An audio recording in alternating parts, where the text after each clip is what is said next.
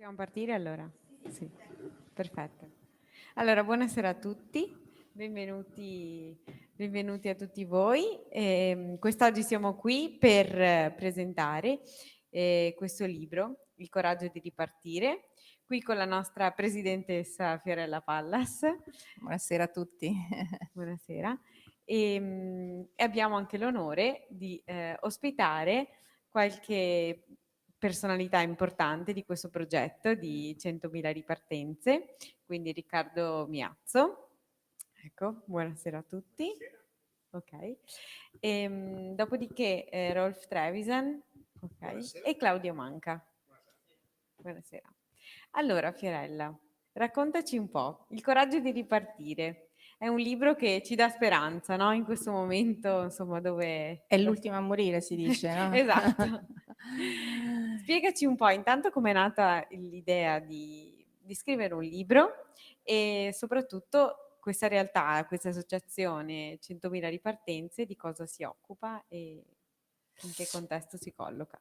Allora, ma direi che la cosa principale, che volevamo raggiungere con questa associazione è che in Italia, e non solo in Italia, anche a livello europeo, esiste un grande tabù attorno al fallimento, no, si viene emarginati, socialmente, dal punto di vista economico, certe volte anche da un punto di vista familiare, sono successe anche queste cose purtroppo.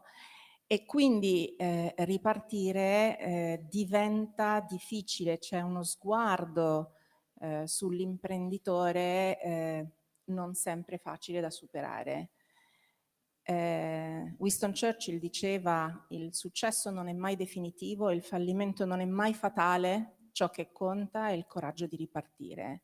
Ed è assolutamente vero, nel senso che io ho vissuto personalmente questa esperienza sulla mia pelle e quindi so cosa vuol dire tutto questo, so quanto può essere difficile, ma assolutamente possibile se c'è qualcuno che ci tende la mano e che ci aiuta a fare questo salto di nuovo e rimetterci dentro la situazione, il mercato.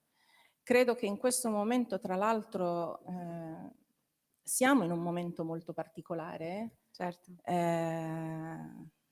un momento di mercato estremamente difficile, un momento di mercato veloce, un momento di mercato complesso, un momento di mercato che sta richiedendo a molte aziende anche di cambiare, di fare dei cambiamenti di modelli di business. Si parla di cambiamento, tutti parlano di cambiamento, ma nel cambiamento c'è anche l'errore. E l'errore è qualcosa che deve essere assolutamente preso in considerazione, perché l'errore ci permette di imparare e di ripartire. Se noi ne comprendiamo le lezioni di questo errore, possiamo ripartire molto più forti di prima. Allora, quello che esiste è che c'è questo sguardo non facile rispetto all'imprenditore e questo sguardo della società, lo sguardo anche del sistema giudiziario. E infatti qui abbiamo il nostro avvocato che poi ci parlerà di alcune cose da un punto di vista legale, ma anche lo sguardo dell'imprenditore verso se stesso, perché c'è vergogna, c'è senso di colpa, c'è abbandono. Certo. E quindi è importantissimo che è arrivato, credo, il momento di abbattere questi tabù, abbatterli. E in questo contesto, appunto, L'associazione. l'associazione 100.000 ripartenze, che tipo di aiuto dà e come lo... Allora, infatti, l'associazione quello che fa ha essenzialmente due grandi missioni. La nostra prima missione è di cambiare lo sguardo della società di fronte all'imprenditore su questo tema e il secondo è cambiare lo sguardo dell'imprenditore verso se stesso, aiutandolo con degli strumenti e concretamente dandogli la possibilità di vedersi diversamente, di vedere queste cicatrici come invece qualcosa che lo connoteranno e che lo renderanno unico e che lo renderanno molto più forte. Io oggi sono molto più forte di quando ho vissuto la mia esperienza, perché quella esperienza mi ha segnato? Sì, ma ho capito tantissime cose che sono riuscita a mettere poi nella mia nuova azienda. Ed è questo un po', è il far capire che esiste anche per gli imprenditori, ma anche per coloro che hanno vissuto un momento di chiusura di attività o un momento dove si ritrovano senza lavoro, di sapere che c'è una seconda opportunità e che c'è qualcuno che è pronto a dargli una mano. Tutti i nostri processi, che adesso magari lascerò la parola Sì. a Riccardo così li spiega un po' meglio, ma tutti i nostri processi sono gratuiti e noi accompagniamo l'imprenditore per 24 mesi per aiutarlo. E quando noi l'abbiamo lanciata, quando io l'ho fondata, la gestazione è durata parecchi anni. Posso immaginare che non sia facile strutturare un Sì, percorso del genere. insieme a Gisella Geraci che non sta qui con noi, ma poi sono arrivata a Treviso che è la patria dell'imprenditoria, no? Sì, appunto, Da in Treviso, Veneto il Veneto, soprattutto, scusatemi, è il Veneto, io sono venuta a vivere a Treviso, ma è il Veneto la patria dell'imprenditoria. Da subito queste persone che vedete, Riccardo, Claudio, Rolf, hanno da subito creduto in questa idea e non sarebbe stato possibile creare quello che abbiamo creato. Oggi siamo 250 persone molto professionali, di estrazione di diverso tipo, poi magari loro racconteranno un po' di più, che aiutano. Attualmente stiamo assistendo a una ventina di imprenditori, alcuni imprenditori sono già ripartiti con successo. Basta, sto zitta così faccio parlare anche un po' sì. gli altri. Quindi Vorrei chiediamo a starvi a questo raccontare al un nostro sacco di cose. vicepresidente Sì. qualcosa di più di concreto, cioè la domanda sorge Come? spontanea: come si può fare? Perché il fallimento sì, ci è chiaro, ci aiuta a, porci in una dinamica diversa con il confronto verso noi stessi e quelli che sono i nostri limiti, ma come si fa a oltrepassarli in una realtà aziendale? Sì, allora partiamo proprio dall'inizio. Aveva fatto un cenno la Presidente che sono partite in 2, poi siamo partiti in 3, poi in 4 e via discorrendo. E come nelle piccole aziende del territorio eravamo tutti a fare tutto, quindi inizialmente io facevo sia il coach che il mentore, cioè tutto. Poi per fortuna e grazie al contributo di tutti siamo cresciuti molto e questo ha fatto sì che siano entrate persone e competenze molto forti, che stanno rendendo possibile che cosa? Un percorso che, adesso vi racconterò, è un percorso che dura 24 mesi, dove noi accogliamo questi imprenditori e voi immaginate una persona con una storia di successo, magari di 10 anni, 15 anni, che cade, fallisce e ha attorno a sé un mondo che scompare e scompare il mondo dei suoi amici imprenditori, scompare il mondo molto spesso anche delle associazioni di categoria in cui era inserito, scompare molto spesso anche tutto il tema familiare. Qui per vari motivi l'imprenditore spesso, l'imprenditrice tende a nascondere la situazione di crisi e quando diventa evidente si è rotta una fiducia all'interno della famiglia per cui si assomma il problema al problema. Quindi arrivano delle persone veramente distrutte da un punto di vista personale. La prima fase, che è stata introdotta da non moltissimo, perché la nostra è comunque un'associazione che evolve nel tempo grazie al contributo delle persone che ne fanno parte, quindi siamo veramente un organismo vitalissimo, prevede una fase iniziale che è di cura, di care, perché poi è un acronimo, ma che sostanzialmente cerca di accogliere queste persone in grandi difficoltà con tutta una serie di metodologie di cui non voglio ammorbarvi. Seconda fase c'è l'introduzione dell'accompagnamento di un coach, il quale, io uso questa metafora, aiuta la persona a togliere la patina che c'è sull'argento, perché sotto c'è l'argento, perché è un imprenditore che ha avuto anni di successo e che negli ultimi 4, 3, 2 anni ha vissuto il problema della crisi.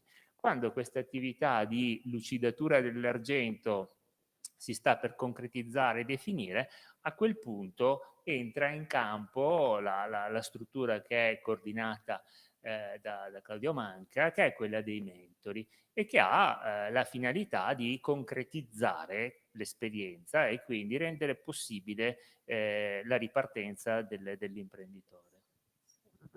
Posso Certo, aggiungere solo, prego. abbiamo visto per esempio che non solo è possibile anche fare del career coach, no? Nel senso, se vuoi, no, nel senso che alcune volte non hanno subito la forza di ripartire con un'altra idea imprenditoriale, ma hanno la necessità di trovare un lavoro subito. No? Quindi li prepariamo, ci sono delle figure proprio di coaching specifiche, li preparano a preparare il curriculum, a prepararsi ai colloqui, li aiutiamo con il nostro network anche a trovare delle opportunità e quindi c'è una biforcazione, o c'è l'aspetto di andare a cercare un lavoro oppure c'è l'aspetto di ricostruire un'attività imprenditoriale. E alcune volte, come è successo, per 2 anni nel momento dell'accompagnamento c'è stata la fase del dipendente, si è rimesso, noi abbiamo continuato ad accompagnarlo e adesso è pronto per rilanciare la sua vera attività. Quindi c'è un passaggio transitorio, quindi tante cose. Ecco, se volevo, scusa. Sì, quindi diamo la parola a Carlo Manca e la mia curiosità è qual è il ruolo del mentor? Ah beh, Eh, interessante. Noi arriviamo quando tanto lavoro è stato fatto, ci hanno raccontato che le persone vengono, come dire, accolte. È molto importante il momento iniziale in cui si riesce a comprendere, l'associazione dà un aiuto da questo punto di vista, per comprendere se l'imprenditore in partenza vuole questo bivio, no? Vuole veramente rimettersi in gioco dopo le bastonate che ha preso, a volte può essere molto molto difficile, e quindi oppure vuole andare per la parte del career coaching, quindi trovare un'alternativa alla vita anche precedente. Ma quando si decide perché è lui che decide, perché questa è l'accompagnamento sempre per questo, in maniera che sia una decisione propria dell'imprenditore, decide di rimettersi in gioco, c'è un primo passaggio attraverso un business coach che permette di mettere a fuoco la nuova attività che vuole fare. Quando questa cosa qua è molto chiara, questo nuovo progetto incomincia a delinearsi, noi dobbiamo aiutarlo a metterlo a terra. Ecco, lì entra il mentore. Il mentore di conseguenza cos'è? È una persona che ha a che fare col business. Cerchiamo e stiamo ancora cercando mentori, perché attenzione qui se c'è siamo sempre alla qualcuno ricerca, siamo anche sempre, se qualcuno quindi tra avrà voi... la conoscenza del business, in maniera poi verrà formato, perché a quel punto lo prendiamo, diciamo, lo accompagniamo nello sviluppo del business, nella messa a terra, che significa verificare prima di tutto se c'è un'idea vincente, comprendere, non so, un business model che ha un senso, capire se il target, quindi cercare il target sul mercato, definire il valore che vuole essere trasmesso e fare anche delle prove sul mercato, in maniera che noi la chiamiamo il concetto della pretotipazione. Invece di andare a spendere soldi per fare un prodotto che magari è una bella soluzione, che però non ha un problema sul mercato, questo è quello che succede molto spesso, noi cerchiamo invece di anticipare questo momento per dire attenzione, quel prototipo, chiamiamolo così, lo mettiamo immediatamente a contatto col mercato e vediamo in che modo il mercato risponde. In questo modo cosa facciamo? Riusciamo a comprendere se effettivamente quell'idea di partenza è un'idea valida. Ecco, noi in questo modo poi lo accompagniamo chiaramente a fare l'analisi della concorrenza, buttiamo giù proprio una previsione nei 3 anni e quindi lo accompagniamo fino alla definizione di una sorta di business plan, in maniera che lui abbia anche la possibilità di, come mentori, gli stiamo trasmettendo degli strumenti, perché non è sufficiente accompagnare a fare qualcosa, ma è molto importante che noi in quel momento che lo stiamo accompagnando gli diamo gli strumenti che poi utilizzerà più avanti. Quindi nel momento in cui poi lui è pronto per la ripartenza, io lavoro, faccio da business angel nelle startup, di conseguenza io questa la chiamo la ristartup. Quando è pronto da questo punto di vista, andiamo sul mercato e vediamo appunto e lo accompagniamo. In questo noi siamo accompagnati, e questa è una cosa potentissima dell'associazione, da tantissimi specialisti. Quindi Rolf, giustamente, se c'è qualcuno ha bisogno ha un problema di sovraindebitamento, a questo punto cosa facciamo? Parliamo con lo specialista particolare, ma se è un problema di visibilità, ad esempio, abbiamo gli specialisti, non so, nei social. E questo gruppo di persone riescono a supportare l'imprenditore di partenza in maniera veramente molto molto efficace. Sì. Certo. Posso aggiungere? Prego, Io sono prego. quella che aggiunge. È molto importante quello che dice Claudio, perché sono 3 le grandi figure dell'associazione che accompagno, sono i coach per aiutarlo mentalmente, personalmente a rielaborare un po' questo momento che gli è capitato, per riprendere in mano la sua direzione. 2 i mentori che sono fondamentali per la ricostruzione di un business, e poi c'è tutta l'equipe degli specialisti che sono persone con competenze molto specifiche che possono velocizzare la ripartenza. Quindi questi sono, e poi questi sono gli incontri one to one, uno a uno. In italiano, perché il pubblico questa sera è italiano. È romano, in One to romano. one, lo capiscono tutti. E poi ci sono dei momenti invece di gruppo. Anche questi si chiamano i comitati di sviluppo, sono dei momenti dove gli imprenditori una volta al mese si incontrano tutti insieme e condividono i loro progressi, cosa hanno capito, chiedono se hanno delle necessità, ho bisogno di incontrare qualcuno nel campo oppure ho questa difficoltà o non riesco, e anche solo vedere i suoi colleghi, vedere che non è solo, vedere che anche altri ce la stanno facendo, vedere quando festeggiamo qualcuno che riparte è molto potente, perché rende possibile questa cosa. Poi abbiamo anche un altro strumento che è il mastermind, che è un'altra cosa molto bella e potente. Cioè questo mastermind, fateci capire. Vai, Il racconta. mastermind è In fondamentalmente italiano. in italiano, sì, mastermind, sì, in italiano, anche questo in italiano.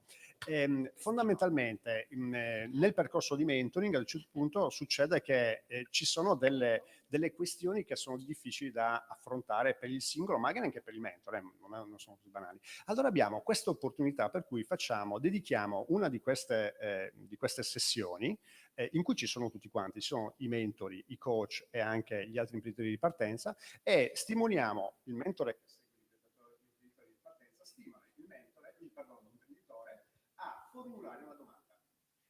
Quindi, numero uno è, dobbiamo riuscire a fare, come mentori, a fare in maniera che quella domanda sia la domanda la cui risposta permette al mentore veramente di fare il passo in avanti. E poi abbiamo un vantaggio, abbiamo tantissime persone che sono appunto gli specialisti, gli altri mentori, gli altri imprenditori che danno il loro contributo.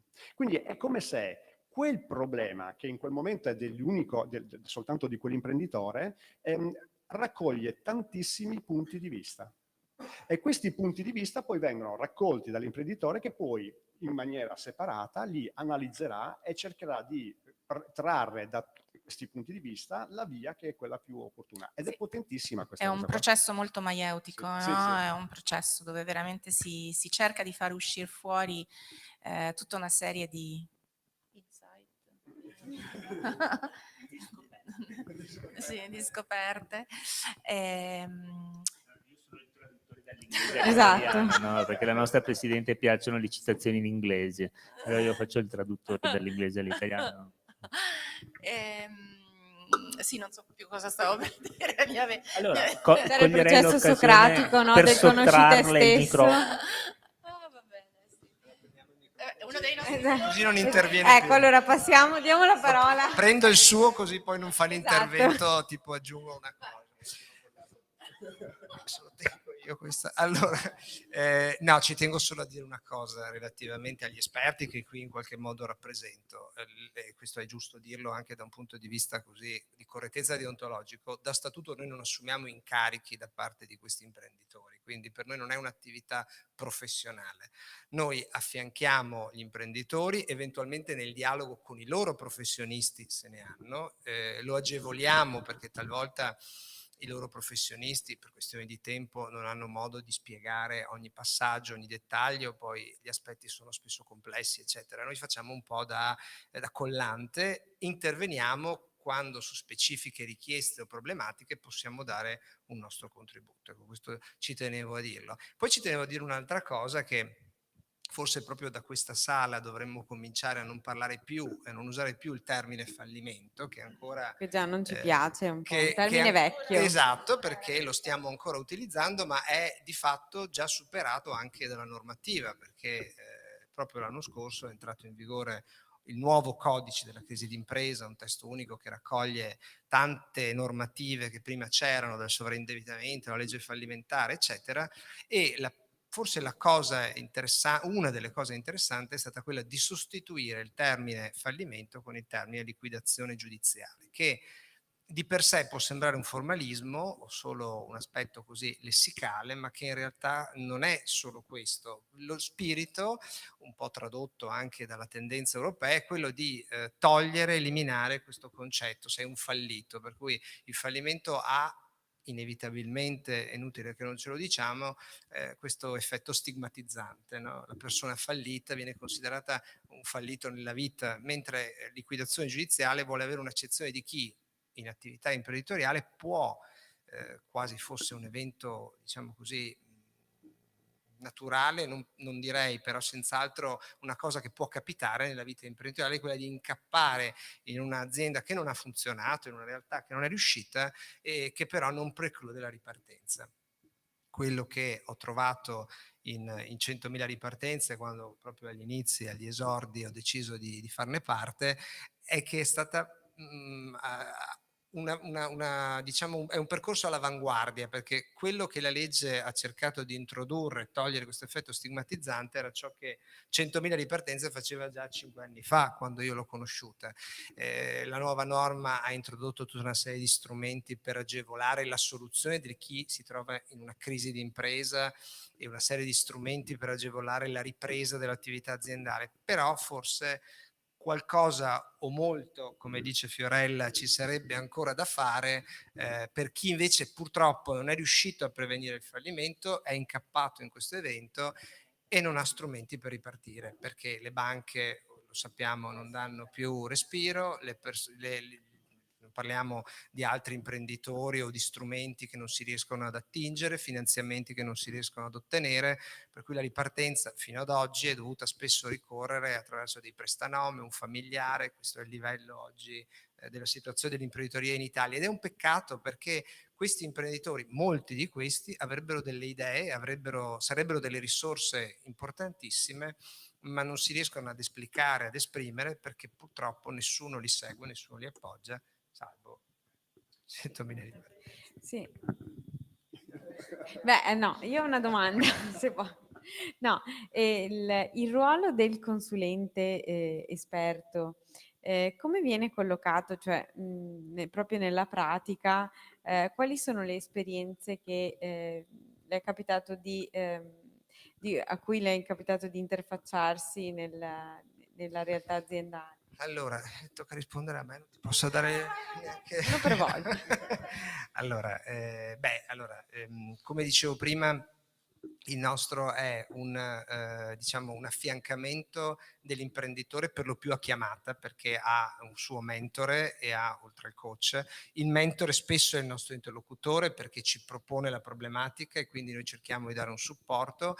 Molte volte lo abbiamo dato anche nel rapporto, banalizzo le cose che mi vengono in mente, anche gli esempi che mi vengono in mente, col curatore.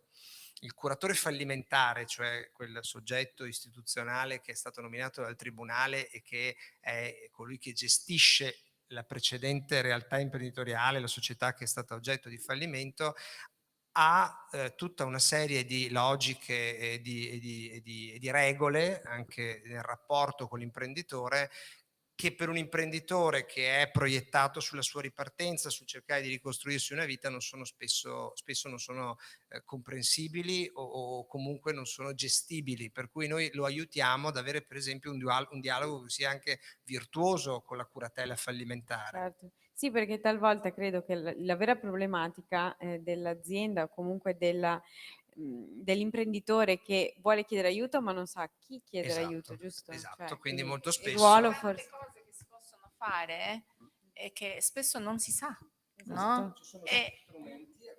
si potrebbe ricorrere, oppure per esigenze specifiche cerchiamo di indirizzarlo, anche semplicemente è un orientamento, sapere dove andare o aiutare il mentor a superare certe problematiche che a livello pratico nel percorso di ripartenza si presentano. Dal punto di vista operativo, infatti, è il mentore che è il trade union, e seguendo l'imprenditore capisce qual è l'esigenza e fa una chiamata, noi la chiamiamo one shot, mentre il mentore accompagna, esatto, chiedo scusa, Un colpo. un corpo, sì, esatto. I sottotitoli, Avete effettivamente. sottotitoli, quindi e lo facciamo appunto in questo modo. Quindi non so, c'è la necessità di strutturare una campagna, sì, una campagna sui social. Abbiamo la persona che fa queste cose qui. Abbiamo dal punto di vista appunto, dobbiamo scrivere un contratto, abbiamo necessità di capire meglio in quello specifico ambito il tipo di contratto, cosa conviene fare, lo facciamo attraverso la chiamata appunto allo specialista, ad un colpo. Sì, prego. Mi collego a queste riflessioni per fare, come direbbe la Presidente, una call to action, cioè una richiesta di supporto e di intervento. Come avete compreso, la nostra associazione ha sicuramente delle figure cardine, che sono quella del coach, del mentore, degli specialisti. Però l'eterogeneità delle attività che noi mettiamo in atto richiede davvero la disponibilità di molte figure all'interno della nostra associazione, che magari in alcuni casi sono con un'attività molto costante e molto impegnativa, come può essere quella dei mentori, dei coach o di altri professionisti. In altri casi si tratta di chiamate che possono essere 1, 2 all'anno, di 10 minuti, di mezz'ora, di 1 ora, però se c'è una competenza verticale, noi sappiamo che abbiamo all'interno della nostra rete di volontari qualcuno che è disponibile a dare quell'esperienza, quella competenza che in quel momento serve. Quindi la richiesta forte che ci sentiamo di fare come associazione è sicuramente quella di essere disponibili, rendersi disponibili a offrire le proprie competenze e il proprio tempo, che ovviamente viene dato in maniera gratuita. E altra cosa, così termino questa richiesta di aiuto e di supporto, è aiutare le persone che sono in difficoltà a sapere che ci siamo. Perché il grosso problema è che il senso di colpa che viene vissuto dalle persone in difficoltà, i falliti, quelli che sono stati licenziati, che hanno ruoli all'interno di un'azienda e vogliono ripartire, vivono questa cosa con un senso di mortificazione importante che li rende incapaci anche di chiedere aiuto in maniera autonoma, perché c'è vergogna. Allora lì ci vuole qualcuno che prenda per mano questa persona e dica: guarda che c'è un posto dove puoi avere un supporto, un confronto. E questo si basa sul fatto che le persone lo sappiano. Ripeto, non voglio essere polemico, purtroppo le associazioni di categoria non tutte hanno questa sensibilità. Il fatto poi che noi siamo partiti come una realtà fortemente territoriale, poi grazie al Covid abbiamo scoperto che potevamo essere di aiuto con le tecnologie in tutta Italia, tant'è che stiamo assistendo a ripartenze a Roma, in Toscana, in Umbria, in Lombardia, in Veneto, quindi stiamo facendo questa cosa ormai in tutta Italia e stiamo creando un network di volontari che sono in tutta Italia. E questa è una cosa bellissima, potentissima, dove però è importante che ci sia la conoscenza, che si può dare una mano, sia personalmente, se si ha voglia, tempo e competenze, e 2, segnalando a qualcuno che è in queste situazioni di difficoltà che c'è un posto dove andare. Sì, e aggiungo, parliamo sempre di imprenditore, ma non è che abbiamo solo imprenditori, abbiamo anche liberi professionisti, cioè sappiamo che l'Italia è microimprenditoria, il 90% della nostra economia è fatta da microimprenditori, da piccoli imprenditori, quindi dentro l'associazione ci sono anche molti liberi professionisti, quindi non per forza hanno chiuso l'attività, cioè, non c'è tecnicamente il fallimento. Quindi ecco, era solo per ampliare un Sì, attimino e io a chi. richiamando questa call to action, proprio per farvi conoscere e per avvicinarvi un po' all'utente o al vostro futuro, diciamo, usufruitore del servizio, ci date qualche esempio, di qualche testimonianza che, avendo modo di leggere questo libro, già si può cogliere, però insomma una chicca dietro le quinte. Tra gli imprenditori in ripartenza oppure l'attività viene fatta? Sì, di qualche vostra esperienza di successo, insomma, di ripartenza reale. Sì. Beh, mi viene in mente... Ce ne sono varie? Ce ne sono varie, sto pensando, una sono abbastanza un po' affezionato, io adesso, Vabbè, perché ci piacciono i è una persona che retroscena, sono stato il quindi sì. mentore, e c'era questa persona che aveva quest'idea di business a Roma, per partecipare, per far vivere alle persone a Roma, quindi un turista di Roma, delle avventure o delle esperienze molto particolari, nel senso, non so, la cena, la cena, non so, in dei luoghi particolari, quindi in musei di notte, piuttosto, cioè quelle esperienze che possono essere molto belle perché sono uniche. Questa persona si è trovata in grossa difficoltà perché nel momento in cui stava partendo con questo progetto è arrivato il Covid. E siccome i più grossi clienti potenziali erano americani, in quel momento si è fermato tutto. Abbiamo quindi fatto con lei un passaggio in cui abbiamo un po' rivisto il tipo di attività che aveva stata fatta, quindi il target. Ci siamo dovuti limitare inizialmente, però in questo accompagnamento poi abbiamo proprio accompagnato l'imprenditore di partenza proprio nello sviluppo del progetto, che è anche chiaramente dovuto essere presentato su social, quindi con parte Instagram, che è importantissima, e lì appunto è stata aiutata appunto da diversi specialisti, esperti specialisti. Quindi questo team di persone là non è stato semplice, perché veramente ci si accorgeva che ogni volta che si cercava di partire c'era un problema in più, però il fatto di essere accompagnato in questa cosa non ha fatto desistere la persona, che appunto a questo punto sta incominciando adesso è pronta veramente per ripartire.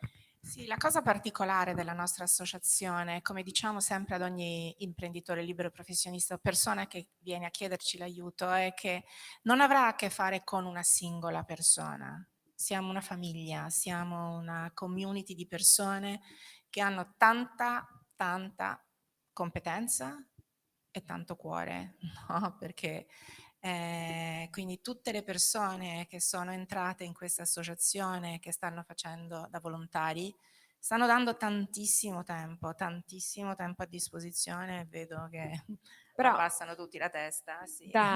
mi viene da pensare, no, proprio da quest'ultimo, riallacciandomi a quest'ultimo discorso, quanto è importante poi ciò che porta a casa il mentor, in questo caso o lo specialista o comunque, cioè il vostro ruolo, no? Cioè quello di, è vero, aiutate l'imprenditore, il singolo, eccetera, ma poi forse riscoprite anche voi delle risorse che prima non conoscevate. Ma non solo, il ritorno che ci viene io parlo come mentore, ma il ritorno che abbiamo dai nostri imprenditori di partenza, la gratitudine, sapere che magari quella sera che ci siamo stati su Zoom, perché soprattutto questo è quello che succede, avrei potuto fare qualcos'altro, vedermi un film, però poi capire che quello che sono riuscito a dare a quella persona è importante per quella persona, è una cosa che ti arricchisce tantissimo. E devo dire che nonostante il poco tempo che abbiamo a disposizione, perché poi soprattutto i mentori hanno sono un livello abbastanza elevato, perché sono persone di business, anzi io insisto, se c'è qualcuno che lo vuole fare siete veramente benvenuti, e vi assicuro che il tempo non è tantissimo, ma proprio il capire il tipo di dono che si può dare a queste persone e percepire la gratitudine è una cosa che è impagabile, è qualcosa di stupendo, meraviglioso. Abbiamo fatto una bellissima operazione, perché noi come volontari lo viviamo tutti i giorni, no? Ma abbiamo fatto una bellissima operazione con H-Farm, che forse tutti voi conoscete, questa grande scuola, questa business school. Si può dire? Sì, dai, in Grazie. questo caso Questa sì, business lo school concediamo. dove sono specificatamente specializzati sul digital management, quindi marketing digitale, tutte queste cose così. E abbiamo fatto proprio un'operazione di contaminazione, siccome ci sono molti giovani che imparano lì, e quindi abbiamo detto: ma perché non mettere a contatto i giovani con giovani che non hanno ancora esperienza nella vita reale, ma metterli a contatto con i nostri imprenditori. È un win-win per tutti, perché per i nostri imprenditori la parte digitale, come trasformare parte del loro business in digitale, è una roba ancora per molti di loro un po' lontana. Ed è stata un'operazione bellissima, anche loro non si aspettavano questo risultato, i ragazzi sono stati fantastici, si sono tutti molto emozionati, Sì. tant'è che l'Edge Farm ci ha chiesto di farlo ogni anno, è stata proprio una gara che abbiamo fatto, dove abbiamo portato 7-8 imprenditori, abbiamo creato dei team e poi ogni team presentava il lavoro che avevano fatto sul business dell'imprenditore.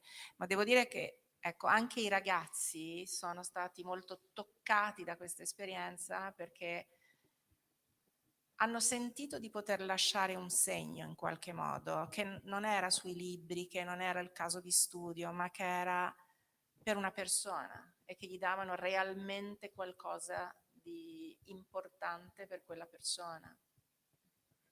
Sì, così mi viene da chiederti, Fiorella, ma se nel tuo percorso, che non abbiamo citato finora, ma insomma di imprenditrice, nel tuo percorso personale di fallimento anche lavorativo, no, Sì, che sì. c'è stato, Sì.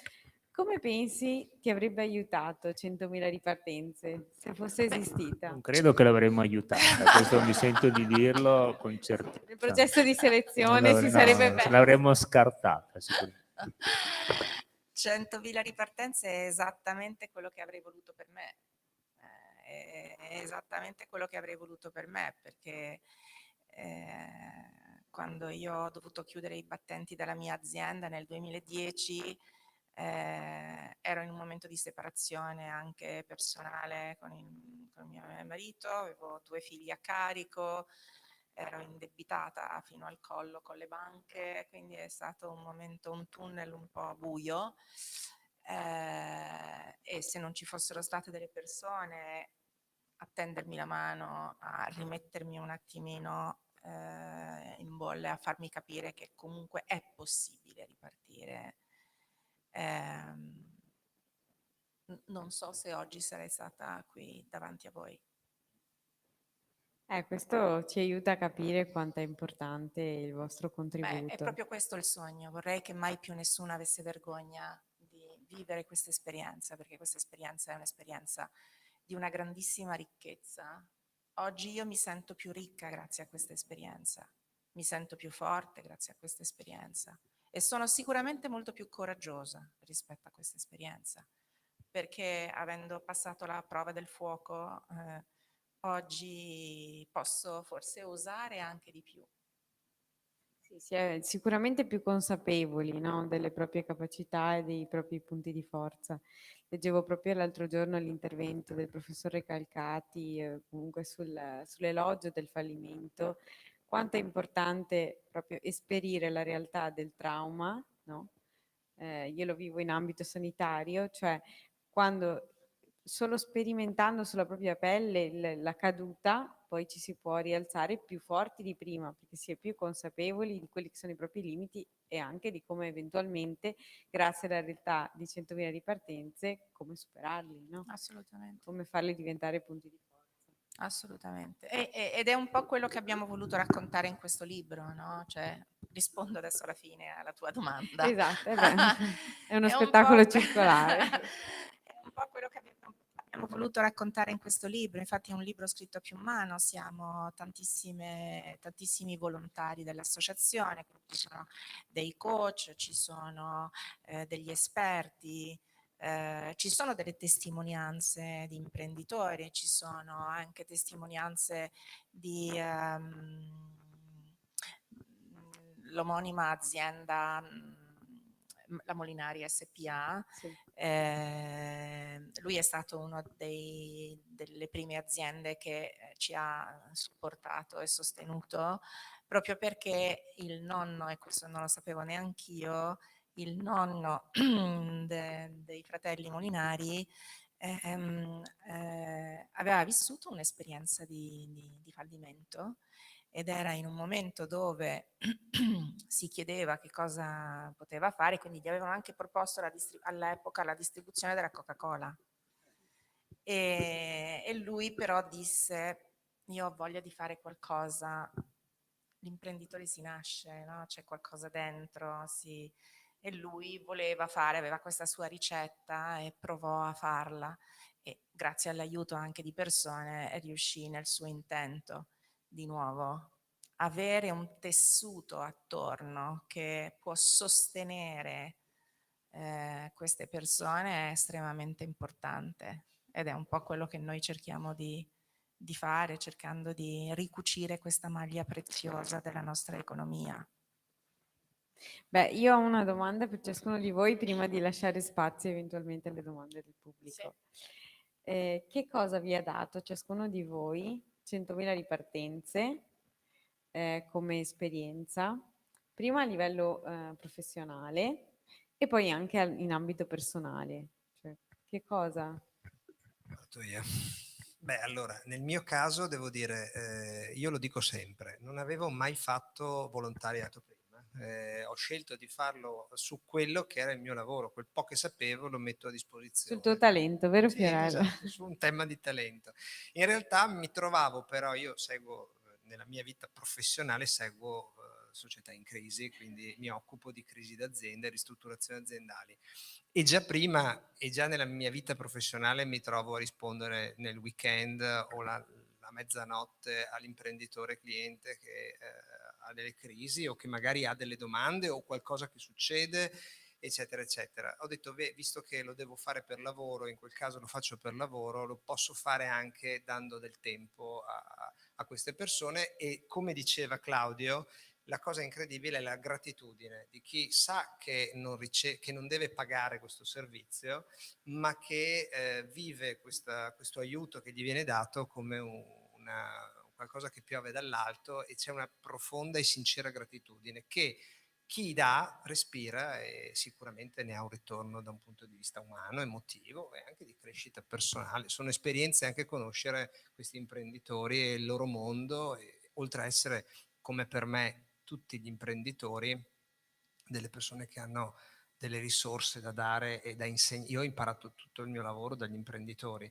e poi, come dico sempre, il tessuto imprenditoriale mi ha fatto mi permette di fare il lavoro e di guadagnare, e io ho E di farlo voluto, meglio, quindi. ho voluto restituire a quel tessuto quel po' di tempo che ho a disposizione.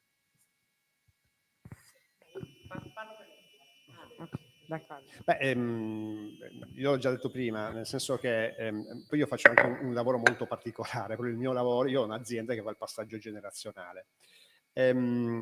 Attenzione che uno dei più grossi problemi che ci sono nel passaggio generazionale è proprio è dietro l'angolo, è una trappola questa della incapacità di evolvere in una certa direzione.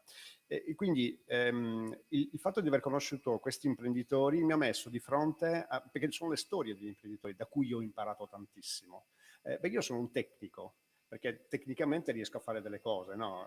Però dal punto di vista umano mi hanno fatto comprendere qual è la vera difficoltà nel fare impresa. E questo me la porto con me anche quando faccio consulenza del passaggio generazionale. È una cosa stupenda. Cioè, io ho imparato tantissimo dagli imprenditori. Dal punto di vista umano è veramente è bello capire che puoi cambiare. Dal punto di vista sociale mi sento di fare qualcosa. Questo già è una cosa che mi piace. Sono io che sto cercando di cambiare in qualche modo il mondo. È bello che mi hanno dato questa possibilità, perché insomma non è male. Grazie. Allora, non ricordo se fosse un pezzo della domanda, ma lo dico lo stesso. La molla è stata sicuramente la voglia di restituzione, che è un termine che ha usato anche lui, e davvero penso che ciascuno di noi, solo per il fatto di essere nato in Italia, in Veneto, dovrebbe avere voglia di restituire, perché nella lotteria siamo nati in un posto fortunatissimo.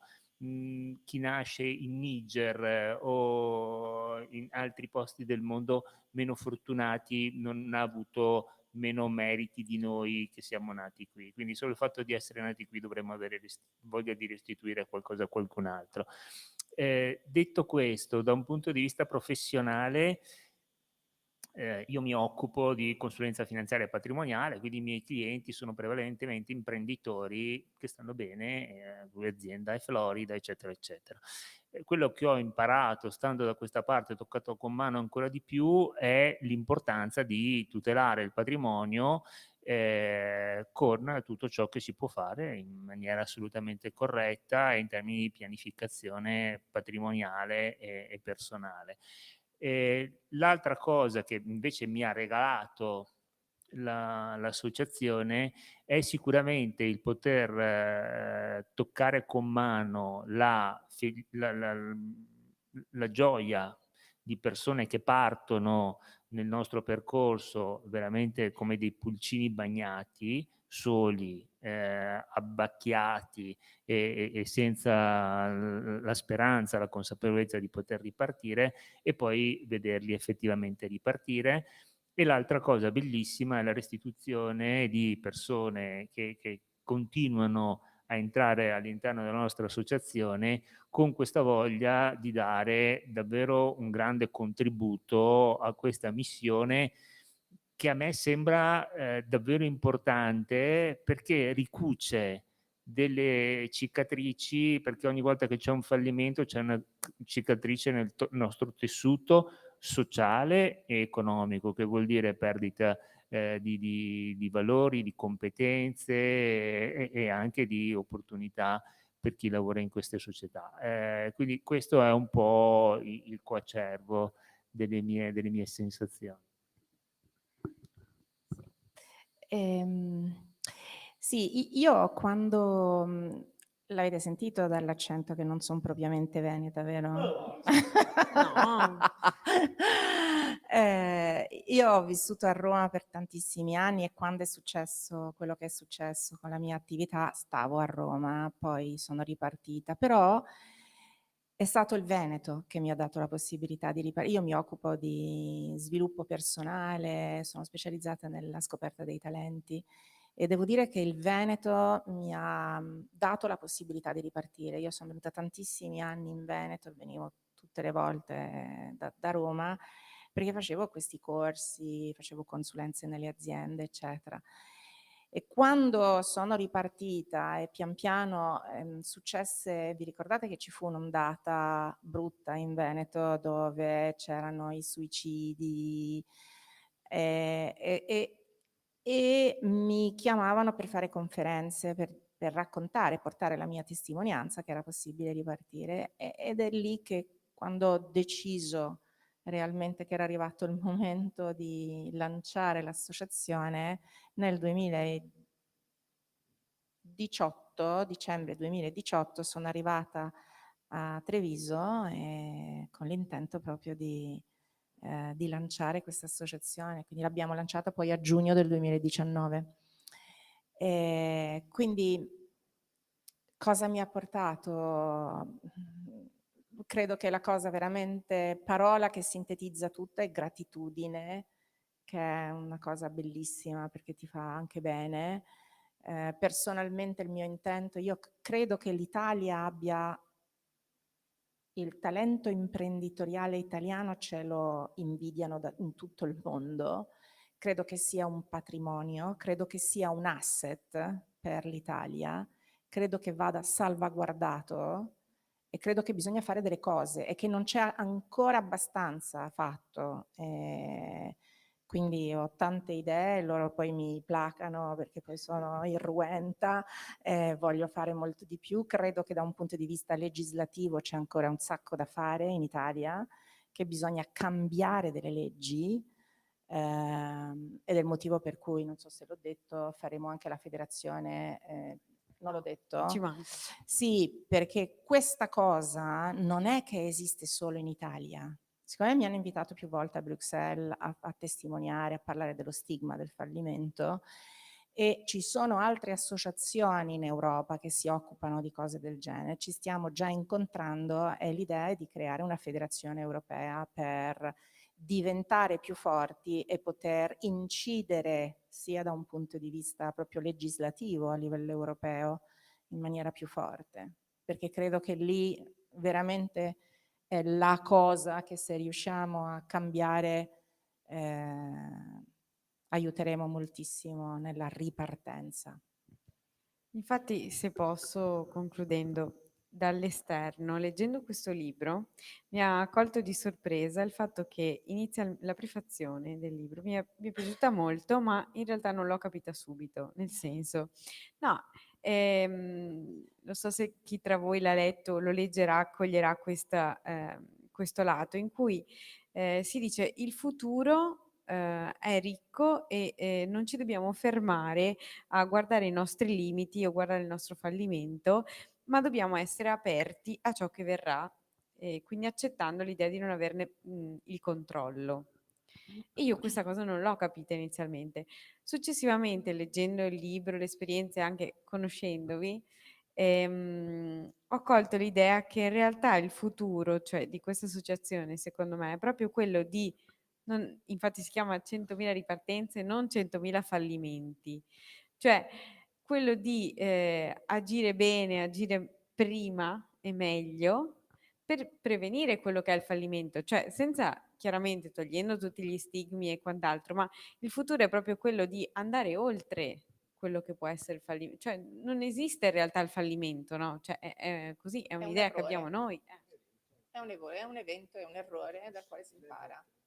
E quindi appunto sì, l'ambito proprio quasi della prevenzione, no? Cioè quello che potrebbe essere il futuro della vostra associazione. Un po' come la metafora del correre, no? Per imparare a correre tutti ci siamo sbucciati le ginocchia. E se vogliamo correre sappiamo che cadiamo, ci sbucciamo le ginocchia, ci metteremo un po' di alcol, come si usava ai nostri tempi, o citrozil, e poi si impara. Sì, è proprio così. Cioè io che mi occupo in realtà di salute, è proprio l'idea di non partire dal sintomo, dalla malattia, ma che si può fare prevenzione, no? Si può e si deve, insomma. E il ruolo vostro è proprio questo e credo che sia fondamentale. Bene, intanto abbiamo qualche domanda dal pubblico che ha ascoltato finora. Abbiamo l'opportunità di...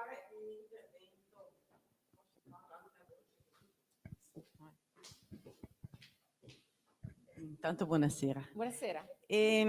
Caso ha voluto che 2 o 3 giorni fa ho accolto una confidenza di una conoscente che in realtà è la moglie di un imprenditore che è fallito 5 anni fa. E io sono rimasta colpita conoscendola, e conoscendola anche nel periodo veramente di grande successo del marito, che a un certo punto mi ha detto: sai, io non posso neanche dire il cognome. Io ho pensato, è 5 anni che vive con quest'incubo e anche i figli, è innominabile quel cognome, no? E penso, solo il fatto di poter essere inserita in un aiuto come il vostro e che qualcuno creda ancora in me, che persone si occupino addirittura gratis di aiutarmi a ricredere in me, perché penso che una persona poi, quando vive così la vergogna, come fa a essere creativa ancora nella vita, ad avere ancora dei sogni? Hai quasi voglia solo di nasconderti, come del resto questo marito sta facendo, no? E dico, è terribile, perché è tutta la famiglia poi che ne è coinvolta. Hai voglia di dire aiutiamo, però poi la loro quotidianità è quella. Quello che ha raccontato è esattamente quello che succede in moltissimi casi. Da noi vengono anche imprenditori o persone che hanno fallito 2, 3 anni fa e vengono tirati o da amici o dalla moglie che a un certo punto decide di chiedere aiuto. Non è mai direttamente perché c'è molta. Racconto solo questo aneddoto. Abbiamo fatto la presentazione in un'altra circostanza 2 mesi fa e tra il pubblico c'era una ragazza e a un certo punto io stavo raccontando la mia storia e ho visto che aveva gli occhi pieni di lacrime e si è venuta, ha comprato il libro e se n'è andata senza dirmi niente. E poi mi ha scritto su Facebook dicendomi: non sono riuscita a parlarle, ma volevo ringraziarla perché mio padre ha vissuto questa esperienza e so cosa vuol dire. Scusatemi, l'emozione è sempre parlare di No, queste sì, cose. l'emozione ci sta e credo che sia in tutti noi, no? Mi ha fatto fare pace con mio padre, mi ha fatto fare pace con il passato, sentire le sue parole. Ecco, cioè, questa roba vale già tutto, vale tutto il nostro tempo, i nostri sforzi. Quindi grazie, è veramente, sì, è veramente questo. Sì, sì. Ma voi siete dei volontari, quindi voi donate le vostre Siamo competenze una onlus, e sì. il vostro tempo. Ma questa associazione come si mantiene? Cioè come sopporta i Allora, costi appunto per realizzare questo progetto molto bello, molto interessante, ma che sicuramente ha dei costi da sostenere al di là del vostro tempo, che quello voi donate gratis. assolutamente. Allora, fino ad oggi abbiamo fatto un po' di fundraising, ovviamente, andando anche nelle aziende, prendendo qualche fondo, perché la nostra quota associativa sono 60 euro, non è quella che ci fa campare.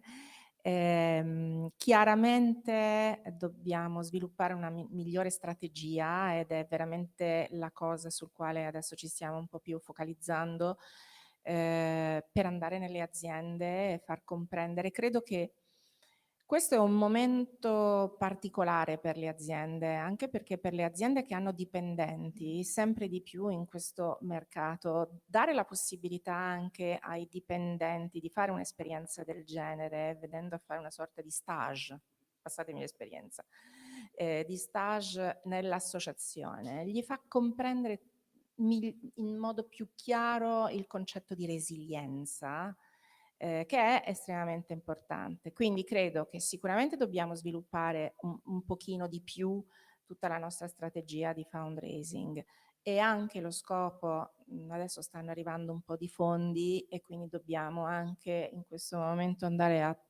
strutturarci per cercare di prendere un po' questi fondi e sono perché non pensiamo che in questo momento abbiamo già diciamo forza per fare quello che fanno le associazioni, tipo grandi associazioni, di andare a parlare al singolo, non ne usciamo, noi non abbiamo questa forza. Quindi. Se posso aggiungere, la raccolta fondi avviene anche, e qui siete tutti spontaneamente... Stiamo vendendo un libro, quindi ecco una risposta. Sì, il libro può aiutare a fare una donazione sul nostro sito. Adesso andrete a fare la dichiarazione dei redditi, 5 per 1000, mettete il nostro numerino e già queste cose per noi che sono piccolissime, però veramente fanno la differenza, anche perché i nostri costi sono veramente i costi di comunicazione, quindi far vedere che ci siamo, perché poi i volontari il loro tempo è gratis, gli strumenti che utilizzano sono i propri, quindi il suo computer, il mio computer, la sua linea telefonica, eccetera, eccetera, quindi veramente sono molto contenuti, però noi abbiamo la necessità di comunicare questa realtà. E per comunicare questa realtà la necessità è quella di avere fondi, quindi grazie per la domanda, e quindi 5 per 1000, offerte che poi possono essere anche deducibili sul nostro sito, e iniziative come questa del libro, che ha proprio la volontà duplice, da un lato di farci conoscere e dall'altro di raccogliere qualche spiccio per sostenere l'associazione. Io vado più in là di Riccardo e dico che io credo molto che questa associazione possa fare del bene, quindi ho una visione molto chiara dell'associazione, dove voglio farla arrivare, dove la possiamo fare arrivare tutti insieme, ma credo anche che per crescere abbiamo bisogno di strutturare, avremo bisogno di assumere 2 o 3 persone che siano full time, che li paghiamo e che coordinano tutte queste persone. Voi non potete immaginare il lavoro di coordinamento che c'è dietro. Anche solo per accogliere un imprenditore, anche solo per accogliere un imprenditore e fargli comprendere tutti i passaggi, tutte le figure, tutte le persone, far in modo che i mentori si parlano con i counselor che fanno le attività di caring, i coaching, il career coach, i momenti di CDS, che è il comitato dove si parla. Se vogliamo veramente fare il salto, credo che siamo pronti, ne abbiamo anche un pochino parlato, siamo pronti adesso, dobbiamo crescere, quindi pensare di creare un budget per avere un minimo di struttura. Sì, e comunque come forza lavoro, stavo pensando, tutte le aziende, gli imprenditori che voi aiutate, forse a un certo punto, una volta che... Beh, però lasciamoli ripartire prima. No, appunto, ma adesso che avete seminato così bene, anche giusto, è arrivata anche loro a un certo punto di raccogliere? La cosa... Abbiamo avuto qualche azienda Brava. che ci ha fatto delle donazioni. Beh, certo, insomma, sì. si parte anche da lì. Sì, sì, ma non solo, anche molto spesso le aziende che gli imprenditori che sono ripartiti poi si offrono per diventare a loro volta volontari, infatti. no? Quindi perché chiaramente io devo restituire in qualche modo che grazie a voi insomma sono riuscito a ripartire. Mi pare un'ottima soluzione. Grazie per la domanda. Se c'è qualche altra domanda dal pubblico. Volevo capire l'impatto diverso che sicuramente ci sarà tra la liquidazione a una certa età e chi invece quindi ha poca speranza di vita, considerando che possiamo anche alzarla, ma poi chi si ammala, poi c'è una molteplice di fattori che ovviamente può capitare almeno nella vita normale a persone che hanno una certa età, no? Sicuramente ci sarà un impatto diverso sulla... Io mi sentirei dire una cosa, perché siccome io seguo le start-up, io vedo che c'è una differenza dal punto di vista generazionale. Cioè il concetto dei ragazzi che fanno imprese start-up, quando danno quasi per scontato che il fallimento possa essere esattamente quello che gli può succedere e non lo vivono in questo modo. Mentre una persona che ha vissuto con un certo tipo di socializzazione, quindi tutto il discorso che abbiamo fatto prima, soprattutto a una certa età, gli succede un accadimento di questo genere qua, è sicuramente molto più, come dire, esposto e fragile.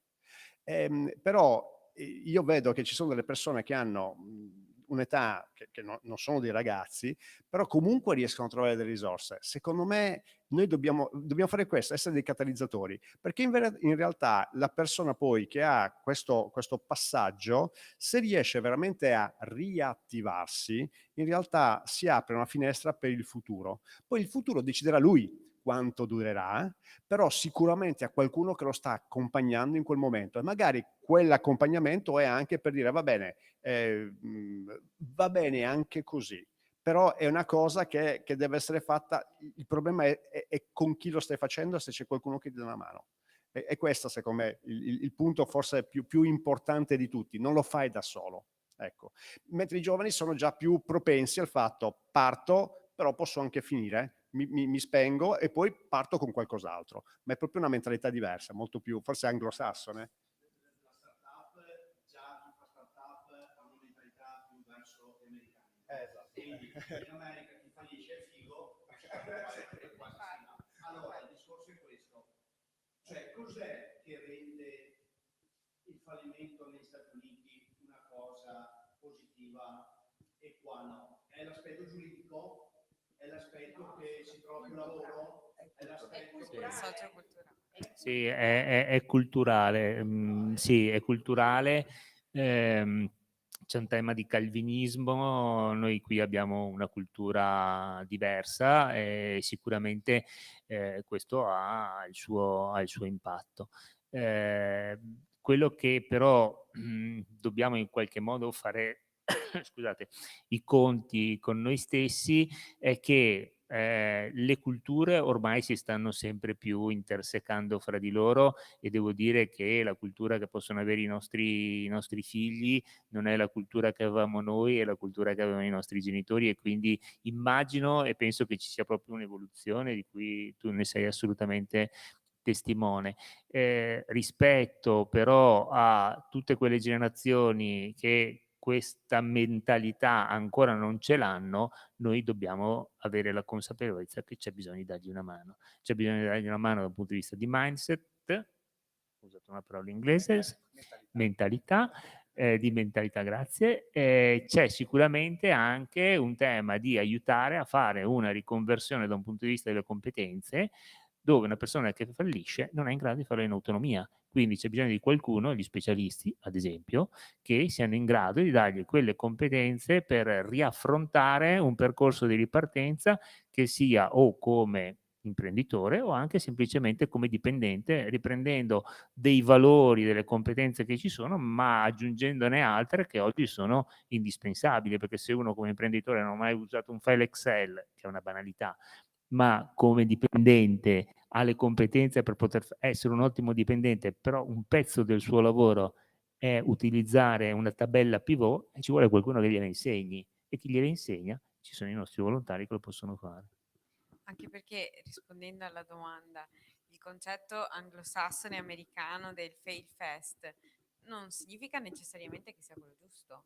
Cioè, nel senso che il fallimento costa, cioè ogni volta che una startup, certo che è importante avere questa fluidità anche nel dire ok, sono pronto a fallire, sì, però il fallimento cioè, porta a casa una serie di conseguenze che è importante tenere presente, quindi ci vuole un giusto inquadramento in questo senso. L'equilibrio, come in ogni cosa. Il fail fast oggi col mercato che è so fast, rischi di farti molto fast male, però insomma, vabbè. Sì. Quindi preserviamo un po' quella che è il nostro tessuto culturale e giochiamolo a nostro vantaggio, penso io. No? Assolutamente. Grazie per la domanda. Beh, assolutamente vero quello che dice comunque, sì, sì. In questo momento, tra l'altro, con Riccardo stiamo proprio accogliendo una famiglia imprenditoriale molto importante, senza fare nomi, dove ci sono 2 figli e i genitori che erano una storia aziendale di 75 anni, 70 anni. Abbiamo avuto l'occasione di parlare con i genitori, tutti e 2, ed erano nel pallone più totale. E all'inizio abbiamo fatto questo incontro via Zoom, il padre, che è quello che aveva fondato non si voleva neanche, ti ricordi? Era messo dietro Zoom, non si voleva far vedere. Certo. Poi sentendoci parlare, sentendo che forse qualche cosina ne capivamo, la fiducia e pian piano è arrivata prima la moglie che si è affacciata, ti ricordi? Prima la moglie che si è affacciata e poi finalmente gli ultimi 5 minuti è arrivato anche lui che si è fatto vedere. Quindi sì, c'è questo. E anche lì, non per ribadire una cosa che ci siamo già detti, ma sono arrivati perché un amico ha detto c'è qualcuno che vi può aiutare. Quindi l'importanza della rete sociale, che quando intercetta situazioni di questo tipo abbia la forza e anche la conoscenza che ci siamo e che possiamo dare una mano. Quindi concludiamo insomma il nostro colloquio pensando come sia importante trovare il coraggio di ripartire, ma anche il coraggio di condividere e chiedere aiuto. Bene, grazie davvero, grazie. Spero che voglia comprare il libro. C'è anche la possibilità di farlo firmare, chiaramente qui.